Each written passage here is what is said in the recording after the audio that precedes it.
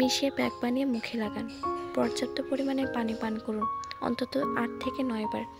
এটি দেহ হাইড্রেটেড থাকে এবং ত্বক পরিষ্কার করে। অ্যান্টিঅক্সিডেন্ট সমৃদ্ধ খাবার খান, যেমন গাজর, টমেটো, বিট, বেদেনা। এই অ্যান্টিঅক্সিডেন্ট খাবারগুলো আমাদের ত্বককে ভিতর থেকে উজ্জ্বল করে।